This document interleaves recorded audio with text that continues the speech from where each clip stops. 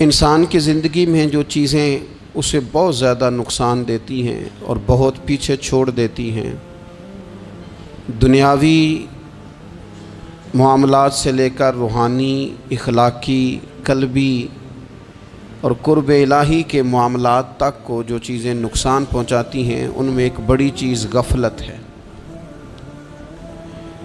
ایک لفظ ہوتا ہے جو ہمیں اکثر سننے کو ملتا ہے کہ آپ کی توجہ نہیں ہے۔ یہ ڈھیر سارے لوگوں کا مطالبہ ہوتا ہے، اہل خانہ بھی مطالبہ کرتے ہیں، کئی موقع پر والدین بھی مطالبہ کرتے ہیں، غرباء بھی مطالبہ کرتے ہیں کہ امیروں کی ہماری طرف توجہ نہیں ہے۔ اور یہ بڑی لازمی سی بات ہے کہ کسی چیز پر جب توجہ رہتی ہے تو وہ چیز بہتر ہو جاتی ہے، اور جب عدم توجہی کا لوگ مظاہرہ کرتے ہیں تو وہ معاملہ خراب ہو جاتا ہے۔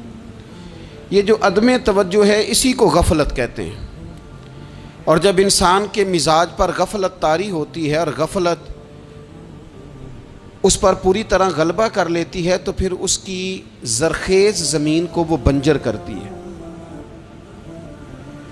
غفلت انسانی دل کے لیے بڑی نقصان دہ چیز ہے اور انتہائی تکلیف اور ضرر کا باعث ہے۔ دلوں پر جو قحط نازل ہوتا ہے، قحط، ویران ہو جاتے ہیں دل، اور جو دلوں پر خشکی نازل ہوتی ہے کہ طبیعتیں خشک ہو جاتی ہیں، یہ غفلت کی وجہ سے ہوتی ہے۔ جو لوگ غافل ہو جاتے ہیں نا، اپنے معاملات کا دھیان نہیں رکھتے، دیکھیں نا، آپ کو کھانا کھاتے بھی غافل نہیں ہونا چاہیے۔ اگر کھانا بھی غیر معتدل کھا لیا جائے تو وہ انسان کی طبیعت کے لیے باعث ضرر بن جاتا ہے، نقصان کا باعث بنتا ہے۔ بات کرتے ہوئے بھی غافل نہیں ہونا چاہیے، کئی دفعہ جملے ایسے نکل جاتے ہیں جو انسان کے لیے پھر شرمندگی کا باعث بنتے ہیں۔ انسان کو غافل ہو کر کوئی کام نہیں کرنا چاہیے، غافل ہو کر، مدہوش اور بے ہوش ہو کر نہیں۔ غفلت دل کو ویران کرتی ہے، طبیعت میں خشکی لاتی ہے۔ غافل کبھی نہ بنے۔ قرآن مجید فرقان حمید نے ارشاد فرمایا کہ اقترب للناس حسابہم، فرمایا لوگوں کے حساب کا وقت قریب آ گیا، وہم فی غفلت معرضون، اور وہ ابھی بھی غفلت میں منہ پھیرے ہوئے ہیں۔ ٹائم آ گیا حساب دینے کا، لیکن وہ ابھی بھی غافل ہیں۔ ہمارے جو زیادہ تر نقصان زندگی میں ہوئے ہیں وہ صرف ہماری غفلت کی وجہ سے ہوئے۔ ہم نے چیزوں پر توجہ نہیں دی، چیزیں گڑبڑ ہو گئیں۔ جس آدمی نے پھول لگائے ہوں، پھل لگائے ہوں، کھیتی لگائی ہو، وہ دانہ ڈال کے پانی دے کے فارغ نہیں ہو سکتا، اسے توجہ کرنی پڑتی ہے۔ اور کسی نے کہا تھا مالی جیندے ہون تو پھر بوٹے سوکھدے نہیں، اگر موجود ہونا ان کو سینچنے والا، رکھوالی کرنے والا، تو پھر ان کی جڑیں کبھی خشک نہیں ہوا کرتی۔ ہماری جو غفلتیں ہیں یہ بڑی ضرر کا باعث ہیں، نقصان کا باعث، اور مجبوری معاف ہوتی ہے، غفلت معاف نہیں ہوتی۔ اسکول میں پڑھتے تھے، مدرسے میں پڑھتے تھے، تو ایک مجبوری ہو گئی جی، خدا نہ خواستہ گھر میں کوئی پریشانی ہو گئی تو اساتذہ اس پر سزا نہیں دیتے۔ کوئی خوشی کا موقع ہے گھر میں، فیملی میں کسی کی شادی ہے، اساتذہ اس پر سزا نہیں دیتے۔ لیکن اگر کبھی پتہ چلتا تھا نا کہ یہ گھر سے تو آیا تھا لیکن مدرسے نہیں آیا، یہ اسکول نہیں آیا، رستے میں غافل ہو گیا، تو یہ بات خوفناک تھی۔ یہ قابل سزا جرم تھا کہ تو غافل ہو گیا اپنی پڑھائی سے، تو گھر سے آیا اور یہاں نہیں آیا۔ غفلت قابل سزا ہوتی ہے، مجبوری کی معافی ہوتی ہے۔ ہمارا آج کل جو مسئلہ ہے وہ غفلت کا ہے۔ ڈھیر سارے لوگ ہیں، سمجھدار بھی ہیں، سیانے بھی ہیں، معاملہ فہم بھی ہیں، باشعور بھی ہیں، تعلیم کی ڈگریاں بھی رکھتے ہیں، لیکن اگر ان کی زندگیوں کی تکلیفوں کو دیکھا جائے اور بے آباد روح کو دیکھا جائے اور سجدوں سے ان کی دوری کو دیکھا جائے تو ایک ہی بات سمجھ میں آتی ہے کہ پتہ سارا ہے لیکن لے ڈوبی ہے غفلت، توجہ نہیں کی۔ لائق بچہ بھی نالائق ترین زندگی گزارتا ہے، اس لیے کہ اس کے لائق ہونے کے ساتھ ساتھ اس کا توجہ کرنا بھی تو ضروری ہے نا۔ निरे लायक का क्या फ़ायदा अगर वो मेहनती नहीं, अगर वो तवज्जो ही नहीं करता, अपना सबक ध्यान से सुनता पढ़ता ही नहीं, तो जितना मर्जी लायक हो पीछे रह जाएगा। और कई नालायक होते हैं, रट्टा लगा के पास होते हैं, पर चलो रट्टा तो लगाते हैं ना, मेहनत तो करते हैं ना, जद्दोजहद तो करते हैं। कई नालायक जद्दोजहद के बायस आगे गुजर जाते हैं और कोई इसी चक्कर में रह जाते हैं, मैं बड़ा लायक हूँ, कल पढ़ लूँगा, परसों पढ़ लूँगा, हफ्ता तैयारी करके पास हो जाऊँगा। अपनी ज़िंदगी से गफलत का पर्दा उठाएं। और गफलत, उसके लिए फ़ैसला करने की ज़रूरत होती है, प्लानिंग करने की नहीं, फ़ैसला करने की ज़रूरत होती है कि मैंने अब गफलत करनी। हम ना जब भी कोई प्रोग्राम बनाते हैं तो मनसूबाबंदी शुरू कर दें। मनसूबाबंदी ना करें, फ़ैसला करें, कहें कि मैंने गाफिल नहीं होना। गफलत गर्क दुनिया का नाम है। अपने आप को गफलत से बचाएं। आप देखें हज़रत काब बिन मालिक रदी अल्लाह ताला अन्हु फरमाते हैं, बुखारी में मौजूद है, फरमाते हैं कि जंग में मैं पीछे रह गया था। मेरा ख्याल था कल चला जाऊंगा, घोड़े और सवारियां मेरे पास तेज़ हैं, मजबूत हैं, परसों चला जाऊंगा, तेज़ी से भाग के मैं पहुंच जाऊंगा, मैं काफ़िले के साथ शामिल हो जाऊंगा। लेकिन बस थोड़ी सुस्ती हो गई, ज़रा गफलत हो गई। आप फरमाते हैं जब सब लोग चले गए हुजूर अलैहिस्सलाम के साथ जिहाद में और मैं पीछे रह गया, तो फिर जब चंद दिन गुजर गए और महबूब के वापस आने का टाइम हो गया, तो अब मैं गौर करता समझता तो मुझे मदीने में यहाँ बुज़दिल लोग नज़र आते। और कौन नज़र आते? जो मुनाफिक थे। वो मुनाफिक बुज़दिल दिखाई देते, या मुझे औरतें और बच्चे दिखाई देते। मैं परेशान हुआ। हुजूर वापस आ गए। जिन्होंने बहाने किए थे ना मुनाफिकीन ने, ये मजबूरी थी इसलिए नहीं जिहाद पे गए, ये जिन्होंने बहाने किए थे उन्हें मिल गई माफ़ी।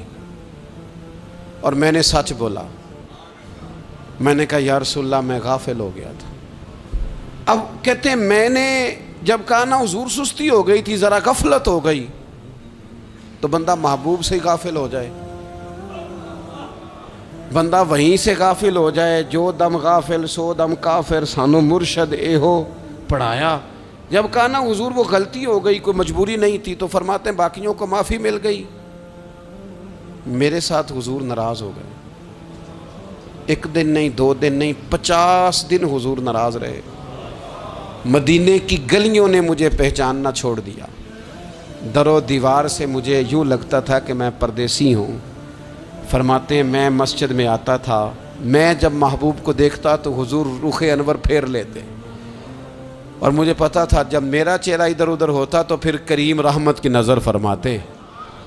फरमाते हैं 50 दिन मुसलसल। फिर मुझे हुक्म हुआ कि बीवी भी भेज दो, मेके बच्चे भी भेज दो, ननिहाल यानी तन्हा रह जाओ। फरमाते हैं वो मैंने कैदे तन्हाई काटी, लेकिन शुक्र अल्लाह का ये है कि मैं सच्चा था, बस ज़रा भूल गया था, बस ज़रा गफलत हो गई थी। तो फरमाते हैं फिर अल्लाह तबारक व तआला ने मेरे ऊपर फजल ये फरमाया कि मेरी तौबा का ऐलान रब ने कुरान मजीद में फरमाया। तो गाफिल ना बने कभी भी। हमारा ना मसला ये है, और आपने नाराज़ नहीं होना, ढेर सारे लोग गाफिल हो जाते हैं, मालदार भी गाफिल हैं, साहिबान इल्म भी इल्ला माशाअल्लाह बहुत सारी जगहों पे गाफिल हैं। जिन लोगों को 4 लोग जानने लग जाते हैं, कोई मकाम हासिल हो जाता है, वो भी बहुत सारी जगहों से गाफिल हो जाते हैं इल्ला माशाअल्लाह। गफलत बड़ी तकलीफ़ वाला मंजर है। जो लोग समझते हैं ना मैं अब गुड बुक में आ गया हूँ, अब मैं अच्छा हो गया हूँ, अब मेरे लिए खैर कहा जाता है, मुझे अच्छाई शायद ये मुस्तकिल मेरे साथ रहेगी, तारीफ़ ही होगी हमेशा, वो भी गाफिल हो जाते हैं। और ये गफलत ठीक नहीं होती। वजह देखनी चाहिए किस वजह से इंसान को वक़ार मिल रहा, इज़्ज़त मिल रही। अपनी ज़िंदगी से गफलत को उतार फेंकें। थोड़ी देर की तो गफलत होती है, लंबी तो नहीं। 2 मिनट के लिए सिर्फ इसने ड्राइविंग करते हुए चेहरा मोबाइल की तरफ किया था, 2 ही तो मिनट लगे थे। लम्हों ने खता की थी, सदियों ने सज़ा पाई। लम्हों ने खता की थी, सदियों ने सज़ा पाई। एक लम्हे के लिए गाफिल हुए थे और सदियां, नस्लें रोती रह गईं पीछे। بچے تڑپتے رہ گئے، اہل خانہ پریشان رہ گئے، ماں باپ ساری زندگی روتے رہے، لیکن یہ 2 منٹ کے لیے یہ غفلت جو ہے یہ بڑی تکلیف والا معاملہ. اپنی زندگی سے غفلت کو اتارنا ہے، غافل نہیں بننا، ہر وقت توجہ اور ساری باتوں پہ توجہ. بعض اوقات لوگ ایک طرف توجہ کر کے ایک طرف سے غافل ہو جاتے ہیں. نہ، توجہ ہمہ پہلو رکھنی ہے. ہمارے ذمے جتنے بھی حقوق ہیں ان سب پر توجہ، ہر چیز کا خیال. ایسا نہ ہو کہ عبادت کرتے رہ جائیں اور حقوق العباد ہم سے چھوٹ جائیں، اور حقوق العباد اتنے زیادہ ادا کریں. صاحب مجھے کہنے لگے ایک دفعہ بڑے وثوق کے ساتھ کہنے لگے جی معاذ اللہ ثم نہیں جی ٹائم ملتا پھر نماز دا کی کریے، روزی کمانا بھی تو عبادت ہے نا. تو میں نے کہا آپ نے عبادت کرنا ایک حصہ قبول کیا ہے، آپ نے کل عبادت نہیں قبول کی. عبادت کل ہے، ہمہ پہلو. ایک حصہ آپ قبول کر کے نکل گئے اور باقی آپ نے چھوڑ دی. تو کسی ایک طرف سے بھی غافل نہیں ہونا. جتنی ذمہ داریاں ہیں، جتنی ڈیوٹیاں ہیں، ان سب کا خیال. اور جو بڑا آدمی ہوتا ہے، بڑا گھر میں بڑا ہو، قبیلے میں بڑا ہو، علاقے میں بڑا ہو، ادارے میں بڑا ہو، کلاس میں بڑا ہو، جو بڑا ہے اس کی تو ساری آنکھیں کھلی ہوئی ہونی چاہیے. ایک ایک پر اس کی نظر ہونی چاہیے کہ میری کہاں ضرورت ہے، کہاں مجھے اشک شوئی کرنی ہے، کس کے ساتھ میں نے کس طرح محبت کا رویہ رکھنا ہے. غافل نہ بنے. اچھا جی اب کیسے پتہ چلے گا کہ ہم غافل ہیں؟ یہ کیسے پتہ چلے گا؟ آپ کسی بندے سے بھی پوچھ لیں حالات کیا ہیں تو کہتا ہے اللہ کا شکر ہے کبھی کسی کا دل نہیں دکھایا، اللہ کا شکر ہے جی زمانہ ہو گیا 5 نمازیں پڑھتا ہوں، اللہ کا شکر ہے جی. کیسے پتہ چلے گا غافل ہے؟ پہلی علامت ہمارے علماء اور صوفیاء نے غافل بندے کی لکھی ہے. اس آئینے میں نے اور آپ نے اپنا آپ دیکھنا ہے. غافل بندے کی پہلی علامت یہ ہوتی ہے کہ وہ دنیاوی کاموں میں چست ہوتا ہے اور اللہ اور اس کے رسول کی فرما برداری میں سست ہوتا ہے.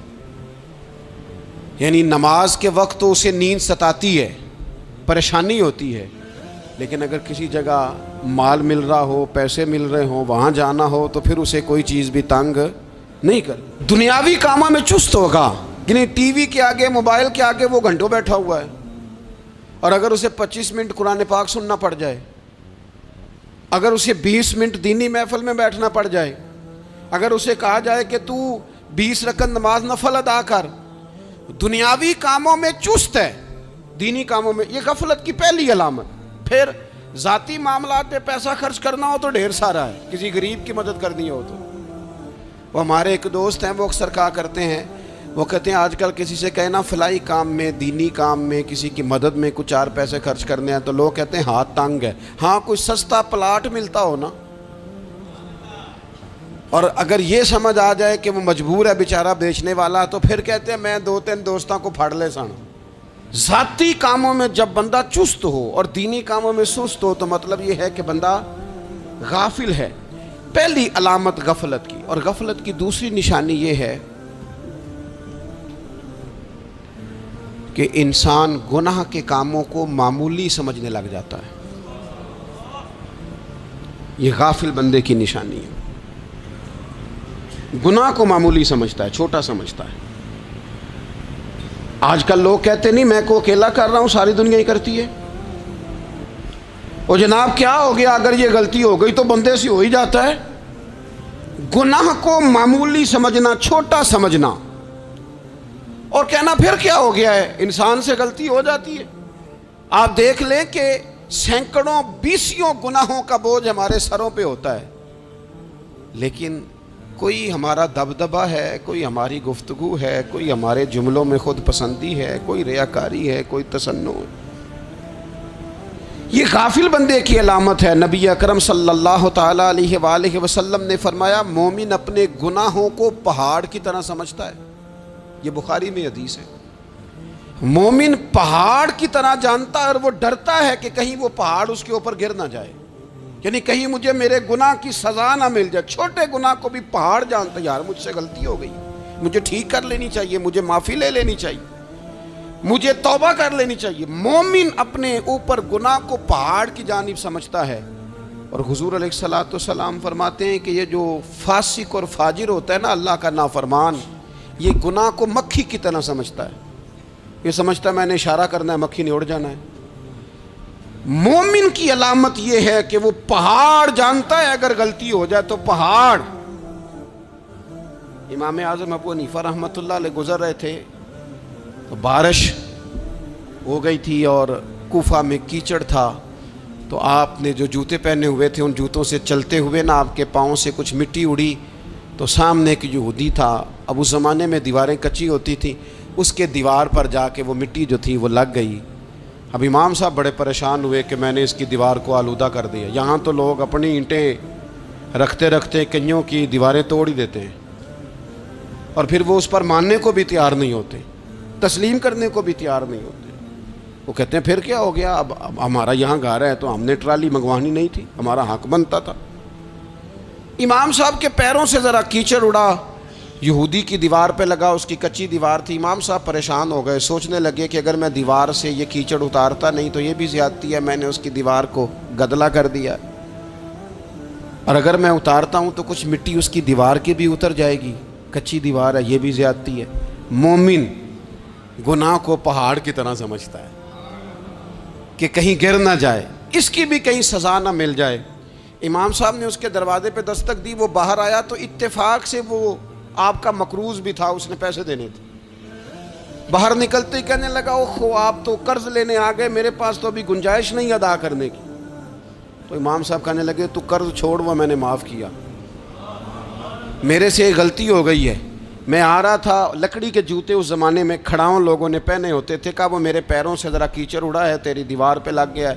اب میں بڑی دیر سے کھڑا سوچ رہا ہوں کہ اگر میں تیری دیوار صاف نہ کروں تو میں نے یہ میلی کر دی, گدلی کر دی, یہ بھی بات درست نہیں ہے, زیادتی. اور اگر میں اسے صاف کرتا ہوں کچی دیوار سے کچھ مٹی اتر جائے گی تو یہ بھی زیادتی ہے. اب تو بتا میں کیا کروں. تو بے موسمہ پھل تھا نا یہ, تو بے موسمہ پھل دیکھ کے بندہ حیران ہو جاتا ہے. جو باتیں روٹین میں نہ ہو رہی ہوں وہ ذرا انوکھی لگتی ہے, بندہ حیران ہو گیا. غور سے امام صاحب کا چہرہ دیکھنے لگا, غور سے چہرہ دیکھنے لگا. اور پھر تھوڑی دیر سوچنے کے بعد کہنے لگا حضور پہلے میں نے دین اسلام کے بارے میں پڑھا اور سنا تھا, آج میں نے دین دیکھا ہے. پہلے میں نے سنا تھا کہ دین اسلام اس طرح کا ہے, آج میں نے دین. ہم نہ پوری دنیا کے کافروں کو دین سنانا چاہتے ہیں, دکھانا نہیں چاہتے. ہم نیک نظر آنا چاہتے ہیں, نیک بننا نہیں چاہتے. ہم نیک نظر آنا چاہتے ہیں. نتیجہ کیا نکلتا ہے کہ کچھ عرصے کے بعد پتہ چل جاتا ہے بندہ کس لیول کا نیک ہے, کیا معیار ہے اس کی نیکیوں کا. کہنے لگا حضور پہلے میں نے دین سنا تھا, آج دیکھا ہے. آپ وہ مٹی کی دیوار پر جو کیچڑ لگ گیا ہے, دیوار کو بعد میں صاف کیجئے گا, پہلے کلمہ پڑھائیں تاکہ میرے اندر کا کفر صاف ہو جائے, مجھے مسلمان کر دیں. تو غافل آدمی جو ہوتا ہے نا وہ پھر تیسری بات, جب بندہ بہت زیادہ غافل ہو جاتا ہے پھر اعلانیہ گناہ کرنے لگتا ہے. ایک گناہ پھر اس کا اظہار گناہ. ایک بندہ حدیث پاک میں آتا ہے, ایک بندہ رات کو کوئی غلطی کرتا ہے, اللہ تعالیٰ اس پہ پردہ ڈال دیتا ہے, لیکن وہ سویرے خود لوگوں کو بتاتا پھرتا ہے میں نے یہ کیا, میں نے یہ کیا. جب آپ اظہار گناہ کرتے ہیں نا تو سامنے والا بھی دلیر ہوتا ہے, کہتا ہے اس نے کیا میں کر لوں گا تو پھر کیا ہوا. ہمارے علماء نے لکھا ہے کسی کی نماز قضا ہو جائے تو کسی کو بتائے نہ, قضا پڑھ ڈالے, اس کا جگہ جگہ ذکر نہ کرے. جب آپ کہیں گے نا میری قضا ہو گئی تو آپ کے ساتھ رہنے والا بچہ دوست سمجھے گا یار اس کی قضا ہو گئی یا تو میری بھی ہو جائے گی تو کیا ہو. گناہ کرنا بھی گناہ ہے اور گناہ کا اظہار بھی گناہ ہے. نبی اکرم صلی اللہ تعالیٰ علیہ وآلہ وسلم نے ارشاد فرمایا میری ساری امت کو معافی مل جائے گی سوائے ان لوگوں کے جو اعلانیہ گناہ کرتے ہیں. یہ بخاری مسلم دونوں میں حدیث موجود ہے. جو اعلانیہ گناہ, جنہوں نے خود ساری دنیا کو گواہ بنا لیا, میں نے یہ بھی جرم کیا, یہ بھی کیا, یہ بھی کیا, یہ بھی کیا, خود انہوں نے لوگوں کے. بہت بڑے غافل آدمی کی علامت ہے کہ گناہ کرے اور پھر اوپر سے اعلانیہ گناہ کرے, اتنا بڑا جرم کرے.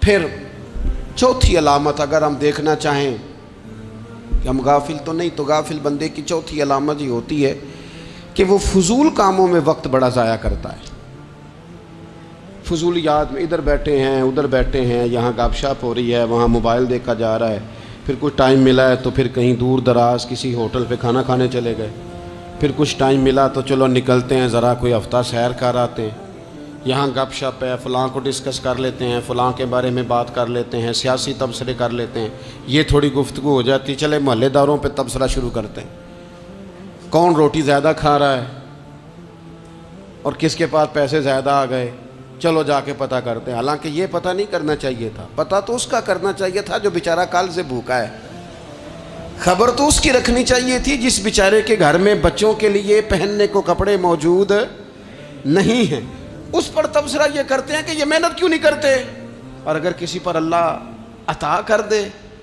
پھر حساب ضرور لگاتے ہیں کہ ذرا معلومات کرو یہ اتنی جلدی آگے کیسے نکل گئے۔ غافل بندے کی علامت ہے وقت کا ضائع کرنا اور فضول کاموں میں ضائع کرنا اور بلا وجہ ضائع، اور ایسے سوالات کرنا جن کی ضرورت ہی کوئی نہیں، بالکل ضرورت ہی نہیں، کوئی مطلب ہی نہیں، لیکن ہم لوگ وقت ضائع، یہ غفلت کی علامت، غفلت۔ اللہ والوں کی علامت کیا تھی؟ ایک بات انہوں نے زندگی میں لے لی، سیکھ لی، پھر ساری زندگی اسی پہ گزار دی، ان کا ارادہ تھا نا کشکول سیدھا کیا۔ کچھ لوگ ساری زندگی لیکچر قبول لے کے سن کے پھر بھی سمجھنے کو تیار، یہ غافل دل کی علامت ہے۔ اس لیے نبی پاک صلی اللہ تعالیٰ علیہ وسلم نے فرمایا دو نعمتیں ایسی ہیں جن میں اکثر لوگ غفلت میں ہیں، ایک صحت اور دوسری فراغت۔ لوگ بلا وجہ وقت ضائع کرتے ہیں، اللہ نے صحت دی ہے کسی خیر کے کام میں لگائیں، اگر آپ کے پاس فارغ وقت ہے تو قرآن پاک کو یاد کریں، ترجمہ اور تفسیر سے پڑھیں، محبوب پاک علیہ السلام کی احادیث کو یاد کریں، اللہ والوں کی باتیں سنیں، وقت ملے تو عبادات میں لگائیں، نوافل میں لگائیں، تلاوت میں لگائیں، ذکر اذکار میں لگائیں، اور پھر اللہ مزید توفیق عطا کرے تو کسی کے بھلے میں وقت لگائیں، گلی سے کوئی کانٹا اٹھائیں، کوئی روڑا اٹھائیں، کوئی کسی کی مدد کریں، لیکن یہ غافل ہونے کی علامت ہے کہ اپنے وقت کو ضائع کرنا۔ اور پھر اسی طرح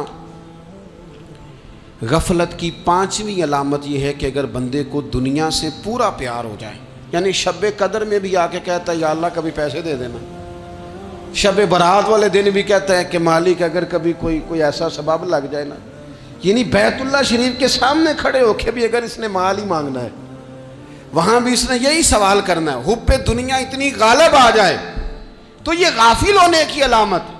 دنیا ضرورت ہے، مقصد نہیں ہے، دنیا کی حاجت ہے، مقصد نہیں ہے، یہ مقصود نہیں۔ اور جب لوگ فقط دنیا کے مال کو، دولت کو، نبی پاک علیہ السلام نے فرمایا وہ لعنتی ہے جو درہم اور دینار کا بندہ بن گیا ہے، پیسوں کا بندہ بن گیا ہے، مل جائے تو خوش ہوتا ہے، نہ ملے تو تکلیف میں آ جاتا ہے، یہ غافل بندے کی علامت۔ مومن تو وہ ہوتا ہے کہ دولت رزق حلال ضرور کماتا ہے تاکہ کسی کے آگے ہاتھ نہ پھیلانا پڑے، کوشش ضرور کرتا ہے، پر دنیا کو جیب میں جگہ دیتا ہے، دل میں نہیں دیتا، اس کی جگہ جہاں ہے اسے وہاں رکھتا ہے، اسے دل میں جگہ، دل تو ایک ہے، اس میں رب رسول کو بسائیں گے یا کسی اور کو بسائیں گے؟ تو حب دنیا یہ غافل ہونے کی بہت بڑی علامت ہے۔ پھر اسی طرح جو بندہ رب کریم کو جانتا نہیں نا وہ بھی غافل ہو جاتا ہے۔ ایک تو جو یہ نہیں نہ جانتا کہ رب کریم سزا دے گا، وہ مجھے دیکھ رہا ہے، اسے نہ اونگ آتی ہے نہ نیند آتی ہے، جو اس کی معرفت نہیں رکھتا کہ میرا رب ہر وقت مجھے دیکھ رہا ہے، وہ بھی غافل ہو جاتا ہے۔ جسے پتہ ہونا کہ مجھے دیکھ رہا ہے وہ غافل نہیں ہوتا۔ اور جو یہ سمجھ لیتا ہے نا کہ شاید معاذ اللہ ثم، اس یقین کو پکا نہیں کرتا، وہ غافل ہو جاتا ہے۔ اور ایک جو یہ نہیں نہ جانتا کہ رب مہربان کتنا ہے، وہ بھی غافل ہو جاتا ہے۔ مجھے بتائیے سب سے زیادہ تو بندہ اس کے دروازے پہ جاتا ہے نا جو سب سے زیادہ مہربانی کرنے والا ہو، اس دروازے سے بندہ اٹھتا ہی نہیں۔ تو جس کو یہ یقین ہو جائے نا سب سے زیادہ کرم فرمانے والی ذات اللہ رسول کی ہے، وہ کبھی رب رسول سے غافل نہیں ہوتا۔ وہ کبھی اللہ رسول کا دروازہ چھوڑ کے نہیں جاتا، وہ کبھی کسی اور جگہ جا کے پناہ تلاش نہیں کرتا۔ جسے پتہ چل جائے نا وہ کریم کتنا ہے، مہربان کتنا ہے۔ ملا رومی رحمت اللہ علیہ فرماتے ہیں بہت بڑا مجرم تھا ایک بندہ، بہت بڑا گناہگار تھا، بت کو پوجتا تھا، تھک گیا، ساری رات بت کے سامنے کھڑا تھا، معاذ اللہ یا صنم یا صنم یا صنم کہتے، تھک گیا، نیند آ گئی، اونگ آ گئی۔ جب پوری طرح نیند آ گئی اور دماغ پہ نیند قبضہ کرنے لگی تو اس کے منہ سے نکل گیا، صنم صنم کہہ رہا تھا نا، نکل گیا یا صمد، او بے نیاز مالک۔ رب کریم نے فرشتوں سے فرمایا دوڑ کے جاؤ، جو کہتا ہے اسے دے دو۔ فرشتے کہنے لگے مالک تو بت کو پکار رہا تھا، اس نے تو غلطی سے نام لیا ہے۔ فرمایا مجھے نہیں پتا، لیکن دیکھو نا اس نے مجھے پکارا تو ہے نا، کتنی دیر سے جھوٹے کو پکار رہا تھا، اس کا معاملہ حل نہیں ہوا، اب اگر سچے کو پکارنے پہ بھی حل نہ ہوا تو فرق کیا رہ جائے گا؟ دے دو جو مانگتا ہے، دے دو۔ میرے دوست گر پتہ چل جائے وہ کریم کتنا ہے، وہ مہربان کتنا ہے۔ میرے رسول پاک علیہ الصلوۃ والسلام نے تو فرمایا تیری آنکھ سے اگر اس کے خوف سے اتنا آنسو بھی نکل گیا جتنا مچھر کا پر ہوتا ہے، تو جس طرح بھینس کے تھنوں سے نکلا ہوا دودھ واپس تھنوں میں نہیں نہ جاتا، جو اتنا بھی روئے نہ روئے اللہ کے خوف سے، وہ بندہ دوزخ میں نہیں جائے گا۔ تھوڑی دیر کے لیے ڈر جائے اپنے رب سے، آئے تو صحیح۔ عدم معرفت غفلت پیدا کرتی ہے، تو آ تو صحیح، وہ تو کریم ہی بڑا ہے، وہ تو مہربان ہی بڑا ہے۔ حضرت زنیرہ رضی اللہ تعالی عنہ حضور کی صحابیاں ہیں۔ ایام جو مکے کے تھے مسلمانوں پر بڑی آزمائش کے تھے، انہیں بڑا مارا کفار نے، اتنا مارا کہ ان کی بینائی چلی گئی، نظر آنا بند ہو گیا۔ کافروں کی عورتوں نے تانا دیا کہ تو نے ہمارے بت چھوڑے ہیں نا، تو دیکھنا تیری بینائی چلی گئی۔ تو جناب زنیرہ اللہ پہ بھروسہ، توکل، معرفت الہی کا جذبہ، اٹھ کے کھڑی ہو کہنے لگی چپ کرو، تمہارے جھوٹے بت کیا کر سکتے ہیں، میرا رب چاہے تو صبح جب میں اٹھوں تو میری آنکھیں روشن ہو، اگر کریم کرم کر دے۔ لوگ کہتے ہیں واقعی ایسا ہوا، جب وہ سویرے اٹھی تو اللہ نے ان کی روشنی واپس کر دی تھی۔ تجھے پتہ چل جانا وہ مہربان کتنا ہے۔ وہ ایک بزرگ تھے تو ان سے کسی نے کہہ دیا کہ اگر آپ کا حساب آپ کے ماں باپ کے ذمہ ہو جائے تو پھر کیسا، پوچھنے کے لیے قیامت میں اگر ماں باپ حساب لیں تو پھر کیسا۔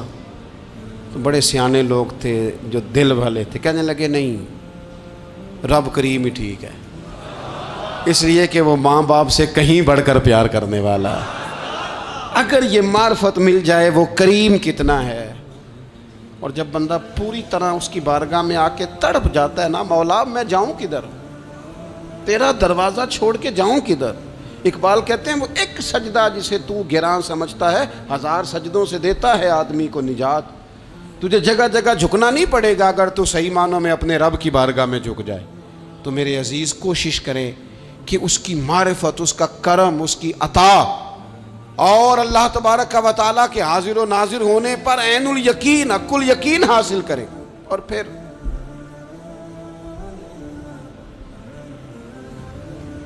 آٹھویں بات یہ ہے کہ غافل لوگوں کی صحبت بھی بندے کو غافل کر دیتی ہے۔ غافلوں کی صحبت میں نہ بیٹھیں، ان کی صحبت میں بیٹھیں جن کے پاس بیٹھنے سے دل میں رب رسول کی محبت پیدا ہوتی ہے۔ غافلوں سے بچیں۔ چنگیاں دے لڑ لگی ساں تے چولی چ پھل پئے، تے جدوں میں پیڑیاں دے سنگ رل گئی تے میرے اگلے بھی ڈول گئے۔ برے آدمی کی صحبت بندے کو غافل کر دیتی۔ غافلوں کی صحبت میں کبھی نہ بیٹھیں، کبھی نہیں۔ غافل آدمی آپ کو غافل کر دے گا۔ میرے نبی پاک علیہ الصلوۃ والسلام نے فرمایا انسان اپنے دوست کے مذہب پر ہوتا ہے۔ یہ بہت بڑے لفظ ہیں۔ فرمایا المرء علی دین خلیلہ، انسان اپنے دوست کے مذہب پر ہوتا ہے۔ تو دیکھ تو نے دوست کس کو بنایا ہے، جو تیرے دوست کا مذہب ہوگا وہی تیرا ہو جائے گا۔ ہم نے دوست بنایا نا غوث پاک جیلانی کو، ہم نے یاری لگائی ہے نا داتا علی اجمیری سے، ہماری نسبت ہے نا معین الدین اجمیری سے، ہمارا تعلق ہے نا بہاؤالدین زکریا ملتانی سے، ہمارا رشتہ ہے نا حضرت مجدد الفسانی سے، ہم ماننے والے ہیں نا اعلیٰ حضرت بریلوی کے، ہمارا تعلق ہے کبھی جماعت علی سے کبھی مہر علی سے، ہمارا ان سے تعلق ہے تو صبح شام ہماری زبان پہ رہتا ہے بلغ العلا بکمالہ کشفت دجا بجمالہ حسنت جمیع خصالہ صلو علیہ وآلہ۔ ان سے تعلق جڑا ہے نا تو کئی دفعہ تنہائیاں تڑپا دیتی ہیں اور تڑپ کے کہتے ہیں آج سکھ متران دی ودھیری، آج سکھ متران دی، سکھ کہتے ہیں اڈیق کو، متر کہتے ہیں محبوب کو، اج سکھ متران دی ودھیری ہے، اے کیوں دلڑی اداس گھنیری ہے، لوں لوں وچ شوق چنگیری ہے، اج نینا لائیاں کیوں جھڑیاں، سبحان اللہ سبحان اللہ سبحان اللہ۔ پہلے کہتے ہیں سکھ متران دی ودھیری ہے یعنی اداس ہوں، پھر حضور کے جلووں پہ نظر کرتے ہیں، کہتے ہیں سبحان اللہ سبحان اللہ، ماں اجمل کا ماں احسانہ کا ماں اکمالہ کا، اور پھر فوراً کہنے لگے او کتھے مہر علی، او کتھے مہر علی، کتھے مہر علی تے کتھے تیری سنا، اب دیکھو مشتاق اکھیں کتھے جاڑیاں، بلغ العلا بکمال کشفت دجا بے، اور میرے اعلیٰ حضرت کہنے لگے سرور کہوں کہ مالک و مولا کہوں، باغ خلیل کا گلے زیبا کہوں تجھے، تیرے تو وصف عیب تناہی سے ہیں بری، حیران ہوں میرے شاہ میں کیا کیا کہوں تجھے۔ غافل آدمی کی علامت ہے برے لوگوں کی صحبت میں، خبردار ان کے پاس نہ بیٹھنا جن کے پاس بیٹھنے سے تمہارے دلوں میں اولیاء اللہ اللہ کے بندوں کی عداوت پیدا ہو، خبردار خبردار ان کے پاس نہ بیٹھنا جن کے پاس بیٹھنے سے تمہارے دلوں میں حضور کی اولاد پاک کے بارے میں شک پیدا ہو، خبردار اس شخص کے پاس نہ بیٹھنا جو امام حسین ابن علی کے بارے میں کوئی کمزور بات کرتا ہو، بچنا، خبردار اس سے بچنا جو حضور کے صحابہ کے بارے میں بات کرے، بچنا بچنا اس سے۔ جو سیدنا ابو بکر صدیق کے بارے میں کوئی دیکھو کیا مقدر ہیں صدیق و فاروق کے، جن کے گھر ہی رحمتوں کے خزینے میں، بھلا کیا کہا نبی پاک، حضور نے فرمایا میرے اوپر جس نے نیکی کی تھی بدلہ دے دیا ہے۔ یہ جو میرے ابو بکر صدیق ہے نا، ان کو میں اللہ کی بارگاہ میں لے جاؤں گا، کہوں گا مالک تو ہی بدلہ عطا فرما۔ ایک ہاتھ میں جناب صدیق کا ہاتھ پکڑا، ایک میں حضرت عمر کا ہاتھ پکڑا، اور حضور مسجد نبوی سے باہر آ رہے ہیں، دیکھنے والے کی زبان سے بے ساختہ سبحان اللہ نکل گیا، کیا شان ہے کیا مقدر ہے۔ تو حضور علیہ السلام رک گئے اور روک کے فرمایا تو حیران ہو رہا ہے نا، تو حیران ہو رہا ہے نا کہ میں نے ایک ہاتھ میں ابو بکر کو پکڑا ہے، ایک میں عمر کو پکڑا ہے۔ فرمایا قیامت میں جب میری قبر کھلے گی تو میں اسی طرح قبر سے نکلوں گا، اس طرح میدان محشر میں میں آؤں گا۔ خبردار حضور کے وفاداروں کے وفادار رہنا، ان کے وفادار رہنا، ان کے وفادار رہنا۔ بڑا عجیب دور آیا ہے، ہم نے یہ دور دیکھا ہے کہ لوگ حضور کے صحابہ کے بارے میں بھی بات کریں گے، اب نبی پاک کی اولاد پاک کے بارے کو بھی ڈسکس کیا جائے گا۔ اپنا منہ تو دیکھ، اپنی حیثیت دیکھ، اور پھر وہ بندے دیکھ جن کو اللہ نے چن کے اپنے محبوب کی غلامی کے لیے حضور کے قریب بٹھایا ہے۔ تو بچنا ایسے لوگوں سے، پرہیز کرنا، خبردار عقیدہ ستھرا رکھنا، عقیدہ ستھرا رکھنا، صاف رہنا، پاکیزہ رہنا، غافلوں کی صحبت سے بچنا۔ بڑا ڈرتے ہیں اللہ سے، دعائیں مانگتے ہیں یا اللہ نسلوں میں بھی وہی بندے پیدا فرما جو عقیدے پکے رکھنے والے ہیں، وہ بندے پیدا فرما ہماری نسلوں میں۔ ایک وہ بندہ بھی غافل ہو جاتا ہے جو امیدیں لمبی لگا لیتا ہے،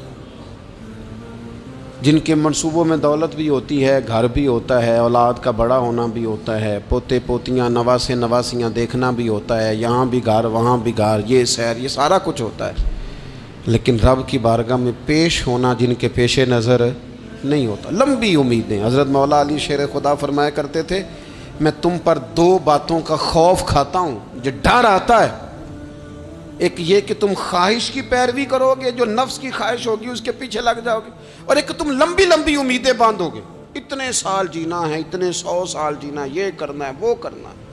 منصوبہ بندی کریں مستقبل کے لیے، وہ بری نہیں، لیکن تیاری رکھیں، تیاری رکھیں، اس بات کا بھی خیال رکھیں کہ اللہ کی بارگاہ میں حاضر ہونا۔ یہ غفلت کی چیزیں ہیں جو بندے کو غافل کر دیتی ہیں۔ جو لوگ اللہ کا ذکر نہیں کرتے وہ بھی غافل ہو جاتے ہیں، اور جو فضول باتیں زیادہ کرتے ہیں نا، ہنستے زیادہ ہیں۔ فَلْيَضْحَكُوا قَلِيلًا وَلْيَبْكُوا كَثِيرًا، قرآن کہتا ہے زیادہ رویا کرو، کم ہنسا کرو۔ نبی پاک علیہ الصلوۃ والسلام سے پوچھا تھا حضرت عقبہ بن عامر نے کہ یا رسول اللہ نجات کس چیز میں ہے؟ تو نبی پاک علیہ الصلوۃ والسلام نے فرمایا ایک تو اپنی زبان قابو میں رکھو، دوسرا فرمایا اپنے گھر میں ٹھہرے رہو، تمہارا گھر تمہارے لیے کافی ہو، فضول نہ نکلو گھر سے، اور تیسرا فرمایا اپنی خطاؤں پہ رویا کرو۔ کثرت کلام اور فضول کلام اور بلا وجہ یہ بندے کو غافل کرتا ہے، دل کو سخت کرتا ہے۔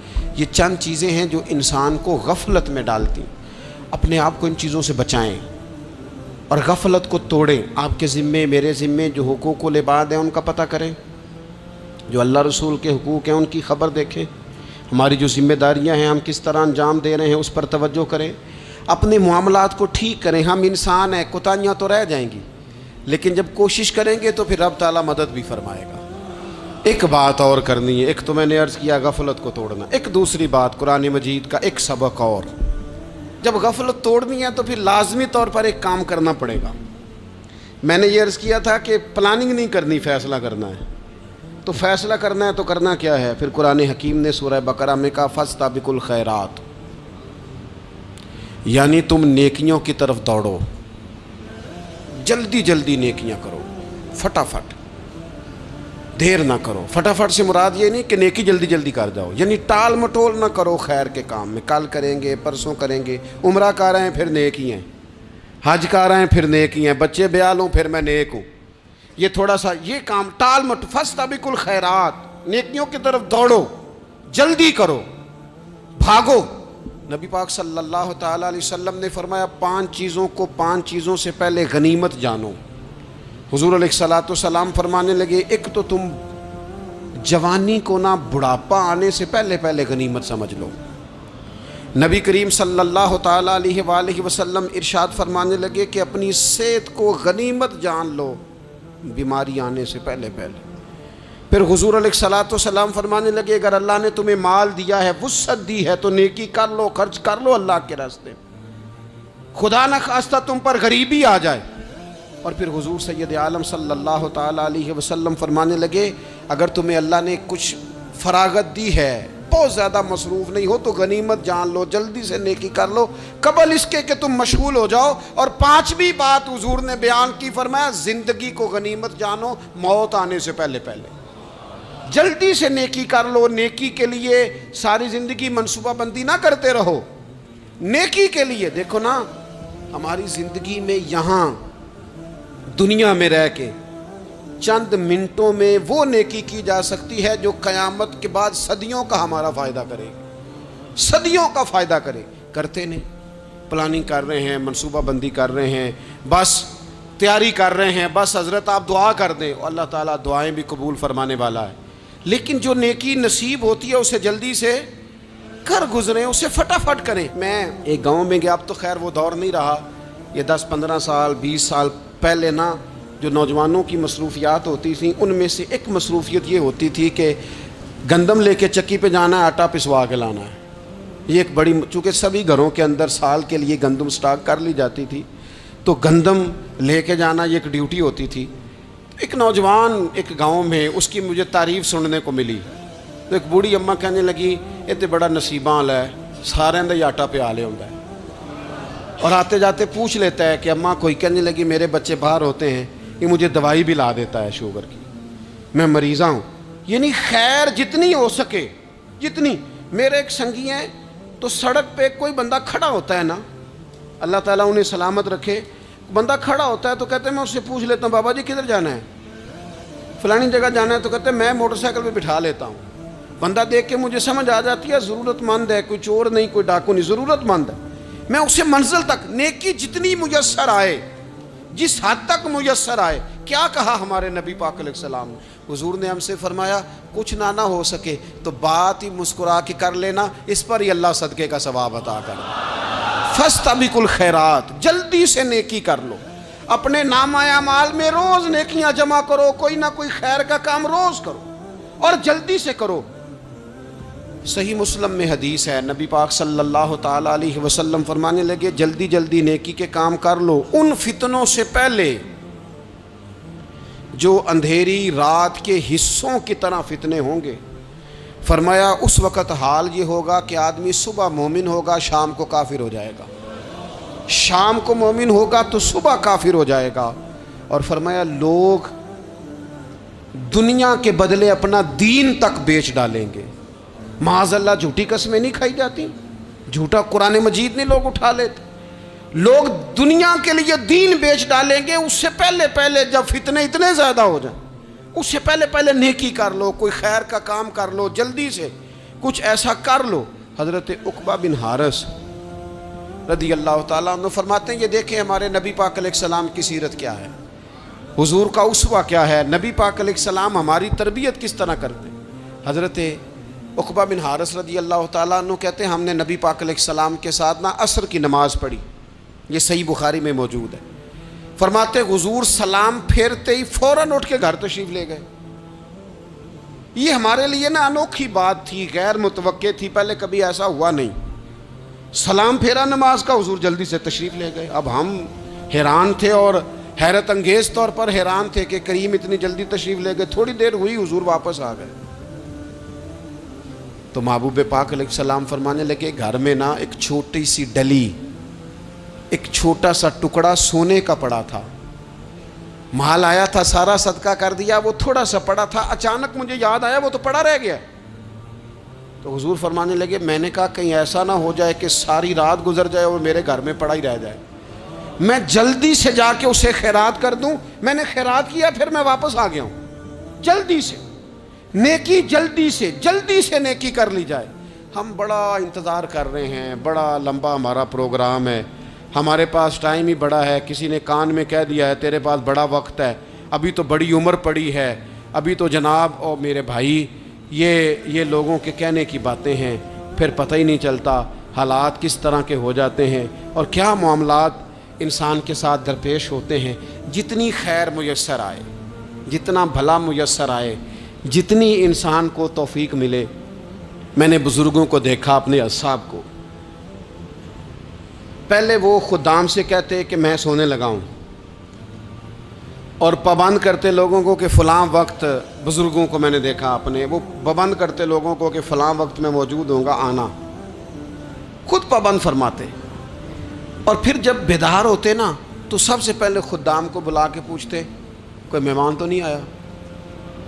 وہ جناب آپ نے خود ہی تو پابند فرمایا فلاں دن آنا. کہنے لگے چل یار اگر کوئی آیا تو مجھے ملا لو، میری ملاقات کرا لو. کیوں؟ اس لیے کہ دور سے آیا ہے، مجھ سے ملنے آیا ہے، کوئی خیر کی بات سیکھنے آیا. چلو میرے نامہ اعمال میں کوئی نیکی جائے گی. کچھ نہ کچھ خیر جمع کر لی جائے، کچھ نہ کچھ ڈیوٹی کر لی جائے، کچھ کام کریں اور جلدی سے کریں. حضرت جابر ابن عبداللہ انصاری رضی اللہ تعالیٰ عنہ بیان کرتے ہیں، یہ بھی بخاری میں موجود ہے. کہتے ہیں ایک صحابی نبی پاک علیہ السلام کی بارگاہ میں حاضر ہوئے غزوہ احد کے موقع پر، اور حال ان کا یہ تھا کہ وہ کھجور کھا رہے تھے اور کھجور انہوں نے منہ میں رکھی ہوئی تھی. حضور کی بارگاہ میں حاضر ہوئے اور عرض کرنے لگے یا رسول اللہ صلی اللہ تعالیٰ علیہ وسلم اگر میں شہید کر دیا جاؤں تو کہاں جاؤں گا؟ حضور فرمانے لگے جنت میں. تو کہتے ہیں انہوں نے جو کھجور منہ کے اندر تھی وہ انہوں نے نگلی نہیں، اندر نہیں لے گئے، اس کو باہر نکالا اور دوڑ کے آگے بڑھے اور جنگ کرنی شروع کر دی. اور لڑتے لڑتے شہید ہو گئے۔ کیا سبق دیا انہوں نے؟ سبق یہ دیا کہ نیکی کرنے میں اتنی دیر بھی نہیں کرنی جتنی کھجور کھانے میں دیر لگتی ہے۔ جلدی سے نیکی کرنی ہے، فٹافٹ نیکی کرنی، اس کے اندر ٹال مٹول نہیں کرنا۔ اسی وقت انہوں نے کھجور باہر نکال دی، دوڑ کے انہوں نے حضرت انس بن نضر رضی اللہ تعالیٰ عنہ، حضرت انس بن مالک رضی اللہ تعالیٰ عنہ کے چچا ہیں، میدان احد میں نا، احد پہاڑ کے قریب کھڑے تھے، لوگوں سے کہہ رہے تھے جلدی جلدی ادھر آؤ، وہ جنت جو انسان کو انتقال کے بعد نصیب ہوگی اور قیامت کے بعد نصیب ہوگی، فرماتے تھے مجھے تو ابھی احد پہاڑ کے اندر سے جنت کی خوشبو آ بھی رہی ہے، لہذا جلدی سے آؤ، ادھر دوڑو، جہاد کرو، آؤ کفار سے لڑیں۔ تو نیکی میں دیر نہیں کرنی، جو نیکی میسر آتی ہے، جس کو میسر، ماں باپ میسر ہیں تو خدمت کر لیں، اہل خانہ ہیں تو حسن سلوک کر لیں، اللہ نے اولاد دی ہے تو اچھی تربیت کر لیں، دوست ہیں تو خیر خواہی کر لیں، اگر آپ کو اللہ رمضان عطا کرتا ہے تو زیادہ سے زیادہ اس کی عبادت کر لیں، اگر نظر ٹھیک ہے تو تلاوت زیادہ سے زیادہ کر لیں، زبان چلتی ہے تو رج رج کے مدینے والے محبوب پہ درود و سلام پڑھ لیں، اللہ تعالیٰ کا ذکر کر لیں، جلدی سے خیر جمع کریں، اپنے وقت کو ضائع نہ کریں۔ یہ آج کا سبق ہے۔ ایک تو ہم نے فیصلہ کرنا ہے کہ بس غفلت نہیں، اب غفلت اب انشاءاللہ اللہ اللہ کرنی ہے، اب کوئی خیر کا کام کرنا ہے۔ میرے حضرت کا ایک جملہ کبھی نہیں بھولنا، فرمایا کرتے تھے زمین کے اوپر کام، نیچے جا کے آرام۔ یہ چھوڑ دیں اتنے گھنٹے سونا ہے تو یہ کرنا ہے تو میری نیند میں دخل کوئی نہ ڈالے، پھر سوتے ہی رہ جائیں گے، سوتے ہی رہ جائیں۔ زمین کے اوپر کام اور نیچے جا کے جاگنا ہے، جاگ لے افلاک کے سائے تلے، پھر حشر تک سوتا رہے گا خاک کے سائے تلے۔ اب جاگ لے افلاک کے سائے کے نیچے، جاگ، کھول آنکھیں، ہر وقت کا سونا، ہر وقت سونا، ہر وقت جو اپنے آرام کی فکر کرنا، اس سے نکل آئیں اور اچھا کھانا اور اچھا پہننا اور بس اپنی مرضی کی زندگی من چاہی جینا، اس سے باہر آئیں۔ فیصلہ کریں، فیصلہ کہ اب غفلت نہیں کرنی، اگر اللہ نے کوئی صلاحیت دی ہے تو اسے دین کے کام پہ لگانا ہے، کوئی ڈیوٹی کرنی ہے، کوئی خدمت کرنی ہے۔ دیکھو خدمتیں ہو رہی ہیں، صدیق اکبر مال دے رہے ہیں، عثمان غنی مال دے رہے ہیں، مولا علی نے تلوار پکڑی ہے، میدان میں جا رہے ہیں، فاروق اعظم گلی گلی نگر نگر رسول اللہ کے دین کی پہرے داری کر رہے ہیں، حضرت جناب سیدنا سلمان فارسی ابو ذر غفاری حضور کی مسجد میں جھاڑو دے رہے ہیں، اور بلال حبشی وہ نبی پاک کی مسجد میں اذان پڑھتے پڑھتے رب نے اتنا عروج فرمایا کہ کعبے کی چھت پہ کھڑے ہو کے بھی اذان پڑھنی شروع، انہوں نے اذان دے دی۔ تو کوئی کام کرنا ہے، غفلت کو توڑنا ہے اور نیکی کرنی ہے، ذرا جلدی جلدی خیر کا کام کرنا ہے، نہیں ایسے نہیں، فٹافٹ۔